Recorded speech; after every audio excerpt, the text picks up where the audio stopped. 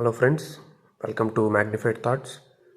ఈ వీడియోలో మనము సోషల్ మెథడాలజీలో వెరీ ఇంపార్టెంట్ కాన్సెప్ట్ అయినటువంటి చర్చా పద్ధతి గురించి నేర్చుకుందాం. వీడియో మొత్తం చూడండి, ఒక నోట్స్ అనేది తయారు చేసుకోండి నేను చూపించిన దాని ప్రకారం. Let's get started. చర్చా పద్ధతిని నలంద విశ్వవిద్యాలయంలో ఉపయోగించేవారు. చర్చా పద్ధతి గురించి మనం ఎందుకు మాట్లాడుకోవాలంటే, సాంఘిక శాస్త్రాన్ని మనం బోధించడానికి రకరకాల పద్ధతులు ఉన్నాయి. అందులో అతి ముఖ్యమైన పద్ధతి సోషల్ మెథడాలజీలో చర్చా పద్ధతి అనమాట, అంటే డిస్కషన్ మెథడ్. దీని గురించి ఇంట్రడక్షన్లో ఏముందంటే, ఇది నలంద విశ్వవిద్యాలయంలో ఉపయోగించబడింది. భారతదేశంలో అతి గొప్ప విశ్వవిద్యాలయాల్లో ఒకటి నలంద విశ్వవిద్యాలయం. దాంట్లో బోధించడానికి చర్చా పద్ధతిని వాడారు అని మనకు సోషల్ మెథడాలజీలో చాలా క్లియర్గా ఇచ్చారు. కాబట్టి ఇది చాలా ఇంపార్టెంట్ బిట్ అవుతుంది ఎగ్జామ్ పాయింట్ ఆఫ్ వ్యూలో. సెకండ్ పాయింట్ వచ్చి, ఉపనిషత్తులలో కూడా చర్చా పద్ధతి అనేది ఉపయోగించబడింది. ఇది కూడా మనము గుర్తుపెట్టుకోవాలి. ఈ రెండు పాయింట్లు, చర్చా పద్ధతి హిస్టరీలో ఎక్కడెక్కడ ఉపయోగించారు అంటే, ఒకటి ఉపనిషత్తులు, రెండు నలంద విశ్వవిద్యాలయము. క్లియర్? మూడో పాయింట్, ఒకరి ఆలోచనల కంటే ఇద్దరి ఆలోచనలు మంచివి అనే సూత్రంపై ఆధారపడిన పద్ధతి చర్చా పద్ధతి. ఈ డిస్కషన్ మెథడ్ అనేది ఏ సూత్రం మీద ఉంటుందయ్యా అంటే, ఒకరి ఆలోచన కంటే ఇద్దరి ఆలోచనలు, బహుళ వ్యక్తుల ఆలోచనలు మంచివి అనే సూత్రంపై ఇది ఆధారపడుతుంది. ఈ క్వశ్చన్ రేపు ఎగ్జామ్లో రావచ్చు. ఇదే స్టేట్మెంట్ ఇస్తాడు, ఒకరి ఆలోచనల కంటే ఇద్దరి ఆలోచనలు మంచివి, గొప్పవి, ఈ సూత్రంపై ఆధారపడిన పద్ధతిని గుర్తించండి అని మీకు 4 మెథడ్స్ ఇస్తాడు ఆప్షన్స్లో. అప్పుడు మీరు ఏం గుర్తించాలి? చర్చా పద్ధతిని ఆన్సర్ పెట్టేసి రావాలి. నెక్స్ట్ ఫోర్త్ పాయింట్, చర్చ యొక్క అంతిమ లక్ష్యం అంగీకారం. ఇది చాలా ఇంపార్టెంట్ అనమాట. ఒక చర్చ జరుగుతూ ఉంది ఏదైనా ఒక విషయంపై అంటే, చివరికి దాంట్లో నువ్వు సాధించవలసింది ఏంటి అంటే, చర్చ ముగిసేసరికి అందరూ ఒక అభిప్రాయంపై అంగీకారానికి రావాలి. ఇది మోస్ట్ ఇంపార్టెంట్. అంగీకారము, లేకుంటే ప్రశ్న, లేకుంటే ముగింపు, ఇలా ఏదైనా ఇస్తాడు మనకు ఆప్షన్స్. చర్చ యొక్క అంతిమ లక్ష్యం అంగీకారం, గుర్తుపెట్టుకోండి. తర్వాత 5వ పాయింట్, చర్చ అనున్నది ఒక మానసిక ప్రక్రియ. It is a mental process. ఇందులో ఎన్ని మానసిక అంశాలు ఉంటాయి? ఆలోచన, ఊహ, విశ్లేషణ, విచక్షణ. అంటే ఏదైనా ఒక విషయం మీద చర్చ జరుగుతూ ఉందంటే అక్కడ ఏమేమి జరుగుతాయంటే, ఆలోచనలు జరుగుతాయి, ఊహించడం జరుగుతుంది, అంటే ప్రెడిక్షన్స్, ఇది జరగచ్చేమో, అలా జరగచ్చు, ఇలా జరగచ్చు.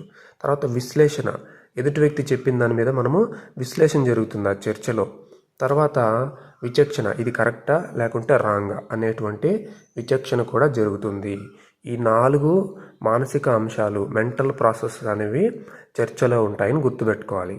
చూడండి, గుర్తుపెట్టుకోండి, గుర్తుపెట్టుకోండి, అంటే 2 అచ్చులు, దీర్ఘమైన అచ్చులు. తర్వాత వి విచక్షణ, విశ్లేషణ.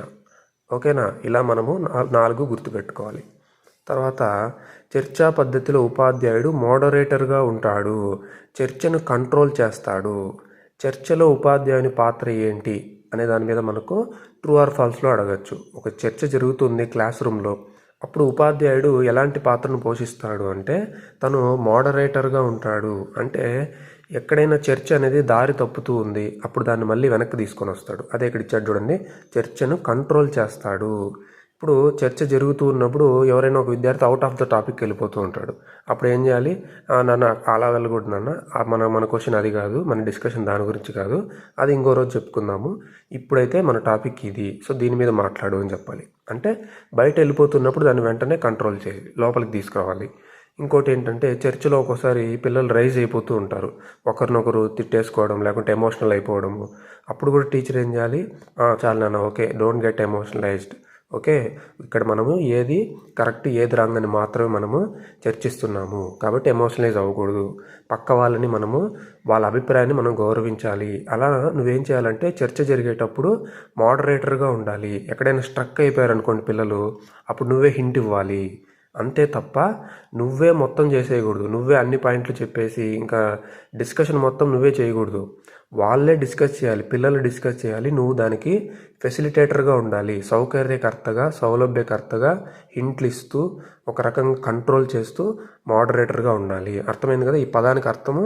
మోడరేటర్గా ఉంటాడు. నెక్స్ట్ 7th పాయింట్, చర్చకు ఉండాల్సిన అంశాలు 5. ఇక్కడ ఒకసారి చూడండి, చర్చ అనేది ఒక మానసిక ప్రక్రియ. ఇందులో 4 మానసిక అంశాలు ఉంటాయి.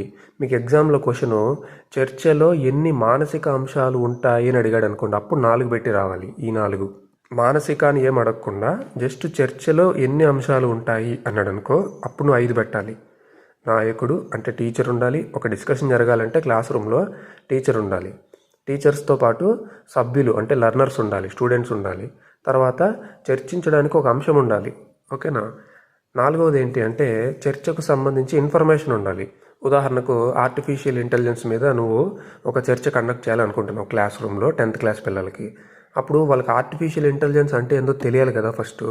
కాబట్టి చర్చ అంశము ఉండాలి, చర్చకు సంబంధించిన ఇన్ఫర్మేషన్ కూడా ఉండాలి. ఇన్ఫర్మేషన్ లేనప్పుడు డిస్కషన్ జరగదు. సార్ మాకు ఆర్టిఫిషియల్ ఇంటెలిజెన్స్ అంటే ఏందో తెలియదు అన్నారు అనుకో, అప్పుడు నువ్వేం చర్చ పెడతావు క్లాస్ రూమ్లో.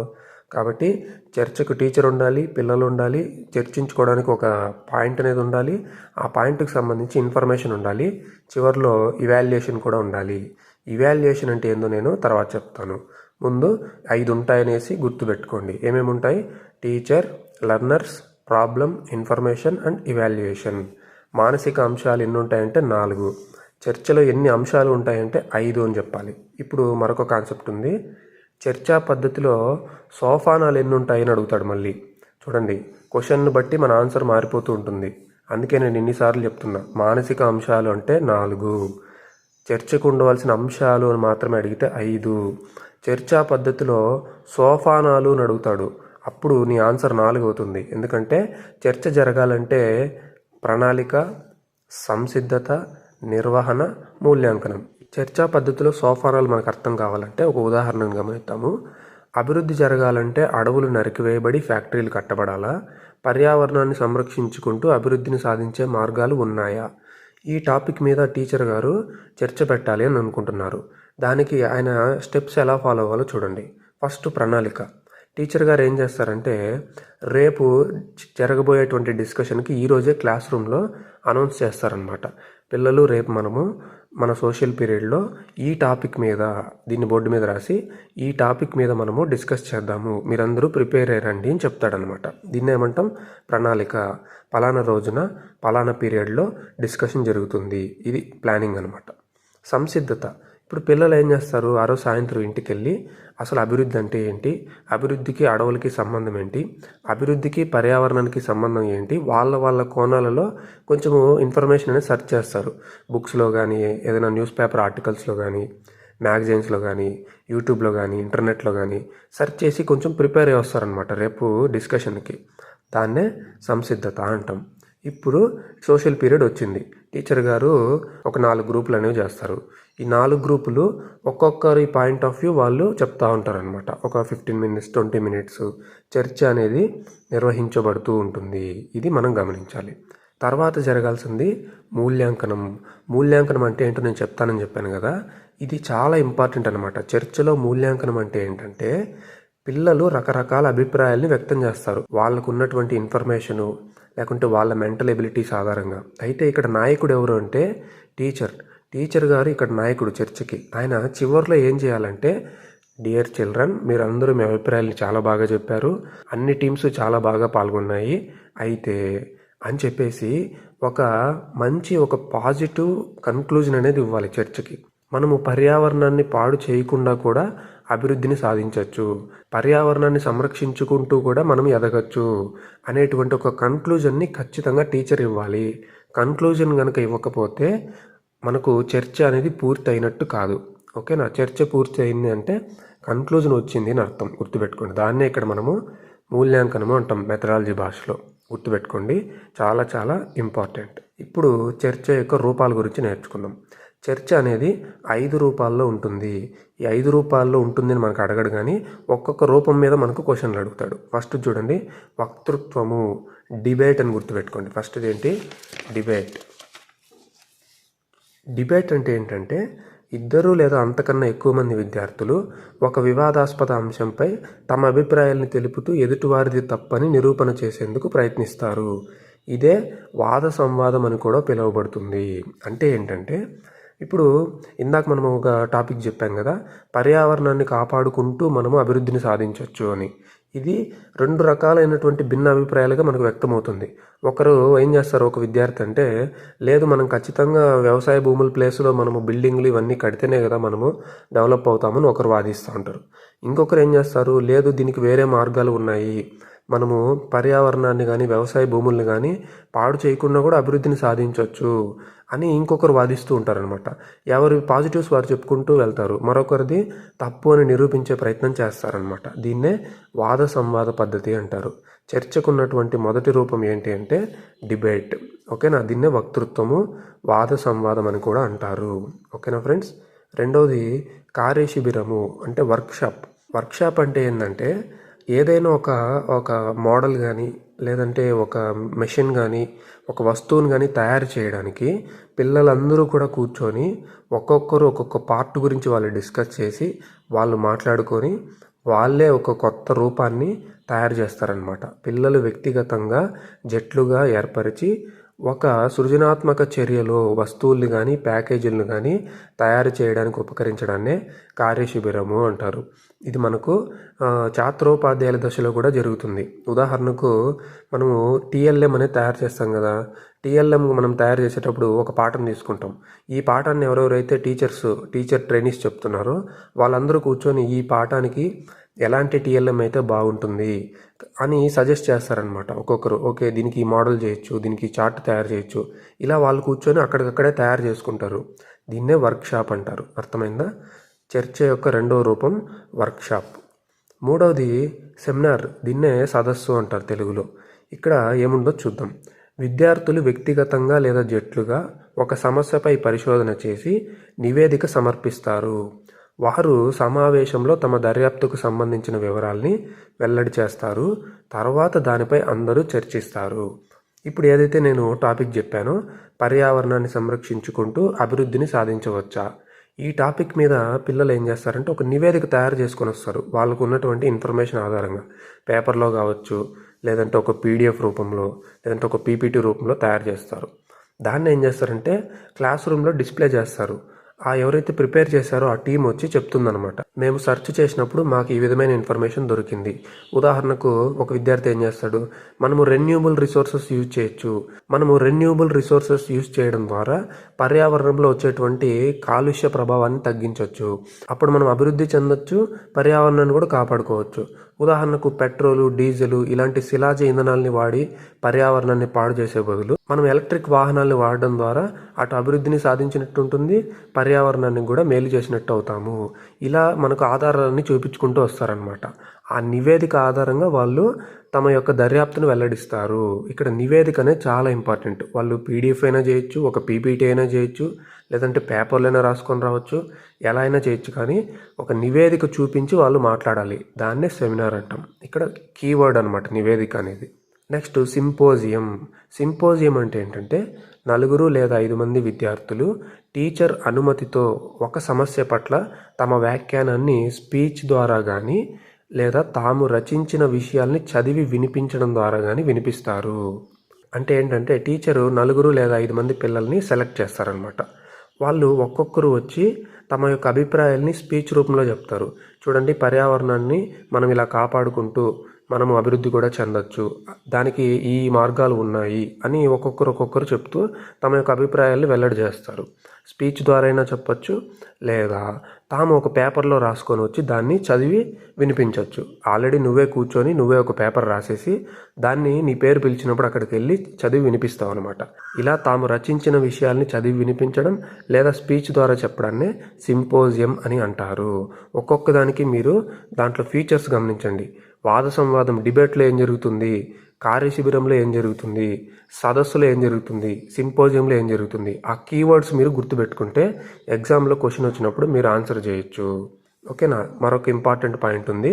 స్ట్రక్ మహాశయుని ప్రకారం సింపోజియం అనగా వ్యాఖ్యానాల సముదాయం. ఇది కూడా చూడండి, అడగడానికి ఛాన్స్ ఉంది టెట్ డిఎస్సిల్లో. స్ట్రక్ మహాశయుని ప్రకారం సింపోజియం అనగా ఏమిటి అని అడుగుతాడు. వ్యాఖ్యానాల సముదాయం. ఇంకోలా కూడా అడగచ్చు, ఏ మహాశయుని ప్రకారం సింపోజియం అనగా వ్యాఖ్యానాల సముదాయం. స్ట్రక్. అర్థమైందా ఫ్రెండ్స్? నెక్స్ట్ చిట్ట చివరి చర్చ యొక్క రూపం కాన్ఫరెన్స్. కాన్ఫరెన్స్ అంటే మనందరికీ తెలుసు, ఒక చోట లేని వారు తమ అభిప్రాయాలను పంచుకోవడానికి కనెక్ట్ అవ్వడమే కాన్ఫరెన్స్. మనకు టెలికాన్ఫరెన్సు, లేకుంటే వీడియో కాన్ఫరెన్సు ఇలాంటివన్నీ ఉంటాయి కదా. మనము వాట్సాప్లో కూడా మనం కాన్ఫరెన్స్ కాల్ మాట్లాడతాం, ఆడియో వీడియో కాల్లో కాన్ఫరెన్స్ మాట్లాడతాం. కాన్ఫరెన్స్ అంటే ఏంటి? ఒక చోట లేని వాళ్ళు నెట్ ఆధారంగా కనెక్ట్ అయ్యి తమ అభిప్రాయాల్ని షేర్ చేసుకోవడం. ఇది కూడా మనకు చర్చ రూపాల్లో ఒకటి. సో మొత్తం మీద మనకి ఎన్ని ఉన్నాయి? 5 ఉన్నాయి. డిబేట్ అంటే ఏంటి? ఇద్దరు వ్యక్తులు లేదా 2 టీమ్స్ ఒకరిని ఒకరు అపోజ్ చేసుకుంటూ తాము చెప్పిందే రైట్ అని తమ పాజిటివ్స్ అన్ని వెల్లడి చేస్తారు. అది డిబేట్. వర్క్షాప్ అంటే అందరూ కూర్చొని డిస్కస్ చేసి ఒక వస్తువుని ప్రిపేర్ చేస్తారు. సెమినార్ అంటే ఒక నివేదిక ఆధారంగా మాట్లాడతారు. సింపోజియం అంటే స్పీచ్ లేదా తాము రాసినటువంటి విషయాల్ని చదివి వినిపించడం ద్వారా చర్చ జరుగుతుంది. కాన్ఫరెన్స్ అంటే సాంకేతికత ఆధారంగా అందరూ కలిసి మాట్లాడుకుంటారు. అర్థమైందా ఫ్రెండ్స్? టోటల్గా 5 చర్చ రూపాలు అన్నమాట. ఇప్పటివరకు మనము చర్చా పద్ధతి గురించి టోటల్ ఇన్ఫర్మేషన్ నేర్చుకున్నాం కదా. ప్రీవియస్ టెట్ ఎగ్జామ్స్లో క్వశ్చన్స్ ఎలా వచ్చాయో ఒకసారి గమనిద్దాం. స్క్రీన్ మీద చూడండి. This method is mostly used in Upanishads. ఉపనిషత్తుల్లో ఈ పద్ధతి ఎక్కువగా ఉపయోగించబడింది. Direct question. ఉపన్యాస పద్ధతి, చర్చా పద్ధతి, సమస్య పరిష్కార పద్ధతి, ప్రాజెక్టు పద్ధతి. మనం ఇందాకే నేర్చుకున్నాం. ఆన్సర్ ఏంటి? ఉపనిషత్తుల్లో చర్చా పద్ధతి ఎక్కువగా ఉపయోగించారు. So option 2 is the correct answer. Next question చూద్దాము. ఇది కూడా ప్రీవియస్ క్వశ్చన్. చర్చా ప్రక్రియలో గల సోపానాలు అని అడిగాడు. మనం ఇందాకే చాలా జాగ్రత్తగా నేర్చుకున్నాం. చర్చ ఒక మానసిక ప్రక్రియ. అందులో ఎన్ని మానసిక అంశాలు ఉంటాయంటే 4 ఉంటాయి. చర్చ రూపాలు ఎన్ని అని అడిగితే 5 ఉంటాయి. చర్చా ప్రక్రియ సోపానాలు ఎన్ని అడిగితే 4 ఉంటాయి. ఓకేనా? ప్రణాళిక, సంసిద్ధత, నిర్వహణ, మూల్యాంకనం. సో ఆన్సర్ ఏంటి? ఆప్షన్ 2, 4 సోపానాలు ఉంటాయి. Very important question. నెక్స్ట్ మరొక ప్రీవియస్ క్వశ్చన్ చూద్దాము. టెట్లో వచ్చింది. భారతదేశంలోని నలంద విశ్వవిద్యాలయంలో ప్రముఖంగా ఉపయోగించబడిన బోధనా పద్ధతి. ఇది కూడా డైరెక్ట్ క్వశ్చనే. నలంద విశ్వవిద్యాలయంలో ఏ పద్ధతి ఉపయోగించారు? చర్చా పద్ధతిని ఉపయోగించారు. ఈ విధంగా మనకు చర్చా పద్ధతిలో ప్రీవియస్ క్వశ్చన్స్ ఇచ్చారు. కాబట్టి వీడియో మొత్తం ఒకసారి మళ్ళీ జాగ్రత్తగా విని నోట్స్ తయారు చేసుకోండి. ఈ వీడియో మీకు ఉపయోగపడిందని అనుకుంటున్నాను. నెక్స్ట్ క్లాస్లో మరొక ముఖ్యమైన కాన్సెప్ట్తో నేను మిమ్మల్ని అందరినీ కలుసుకుంటాను. ఫస్ట్ టైం ఛానల్కి వచ్చిన వాళ్ళు తప్పకుండా సబ్స్క్రైబ్ చేసుకోండి. ఈ వీడియో చూసిన వాళ్ళందరూ కూడా లైక్ చేయండి. ఓకేనా? See you in the next class and I wish you all the best.